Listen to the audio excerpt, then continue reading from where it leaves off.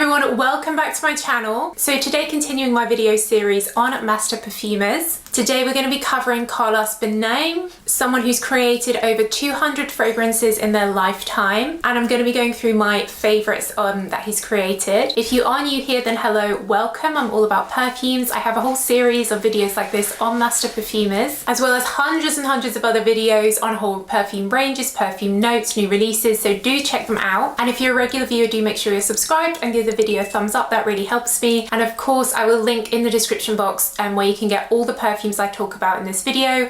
And of course, you can get my fragrances, Empress, Aphrodite, and my super concentrated Soyrex candles on my website, SokiLondon.com. So Carlos BENAIM is actually from Morocco. So if you've been watching this series, you'll know that most master perfumers are from France, or at least from Europe. So he's actually from Morocco, from Tangiers, and his father was a pharmacist and he went to study chemical engineering. So being a perfumer is very much like being a chemist. You're working with chemicals and you're creating formulas that have to be go through regulations, and it's not as simple as, oh, I want to create an orange perfume, I'll use orange extract. It's lots and lots of different chemicals that create those scents. He's worked with lots of different fragrance houses and was declared a master perfumer by the International Flavors and Fragrance Foundation, the IFF, in 2013, and he's won lots of different lifetime achievement awards, etc. over the years as well. So if we go through sort of alphabetically, so for Bulgari, he created Jasmine Noir, which is a great jasmine fragrance. It has a lot of warm notes in it, as you'd expect from a black perfume bottle, like tonka bean, a little bit sweet and creamy, and lots of jasmine. It's a great fragrance, great for lasting. And another great for lasting perfume that he was part of the team that created is Calvin Klein's Euphoria. So another quite warm, woody base in this perfume, but then really feminine orchid notes in there, floral notes, and some pomegranate. Euphoria really does last well, and you can often get it now at really affordable prices. And then for men, he created Calvin Klein Eternity, which is of course an iconic fragrance of, was it the 2000s, I think? Very aromatic, quite good for lasting again. Sort of sages and green notes, lavender, very aromatic, very sort of Provence, French aromatic smell. And then of course he's been involved in lots of the different versions of Euphoria and Eternity. He was part of the team that created Dior's Pure Poison. If you've been watching this series, you'll know quite a few perfumers were involved in Pure Poison. Again, a really great jasmine fragrance, great for lasting. Again, has some deeper undertones. Really, definitely one of the best like jasmine perfumes out there. Really classy, really lingers on the skin, and I love the Poison perfume bottles. For Elizabeth Arden, he created Red Door. This one is quite a classic perfume, lots of floral notes in like carnation, and then some deeper ambery undertones. Super affordable, of course.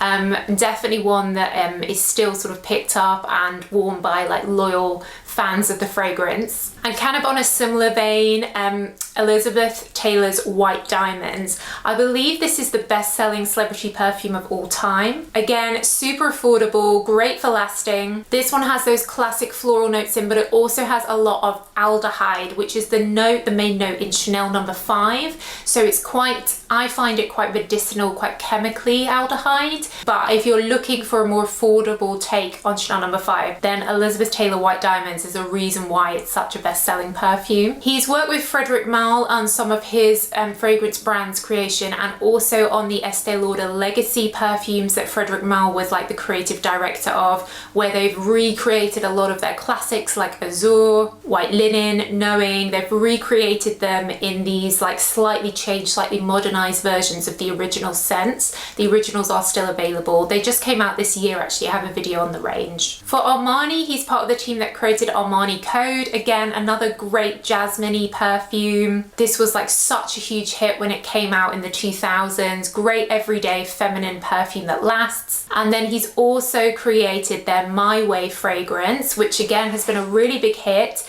This is a tuberose perfume, very, again, white floral, but tuberose is slightly greener than jasmine and sort of fresher. And then he also created My Way Floral, which is orange blossom that I love. I have have both of them. He's worked with Maison Margiela on some of their replica perfumes recently. So they're on a date fragrance, which is quite a feminine, sort of rosy patchouli, and then their new one that I haven't got yet, I'll be getting it soon, called Promenade in the Gardens, so I'll be having a video on that soon, but I think it's meant to be quite green. He created the original Mariah Carey M perfume, these iconic perfumes that have that butterfly lid, and some of the other versions on other Mariah Carey perfumes as well. I know these are quite big in the States. You don't really see them here in the UK, but I think these are pretty big in America. For Prada, he created Prada Amber. One of my friends wears this as her signature scent, and it is great for lasting. It's a very musky amber and very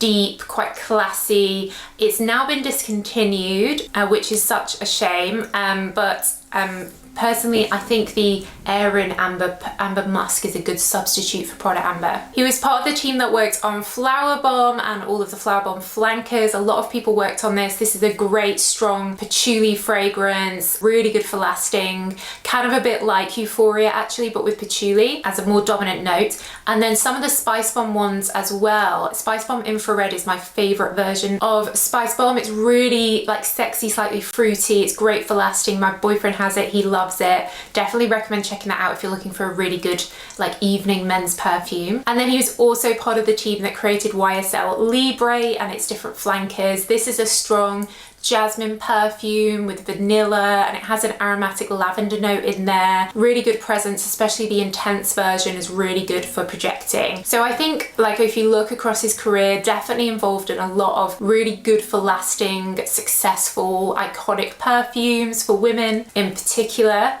So let me know what your favorite creation is from his. There's obviously a lot of different ones to go at here, but let me know what your favorite is. I do read all your comments, so let me know down below. And as always, they'll all be linked in the description box to where you can get these around the world, everything I've mentioned. But that's it guys, so thanks so much for watching as always, and I'll see you in the next video. Bye!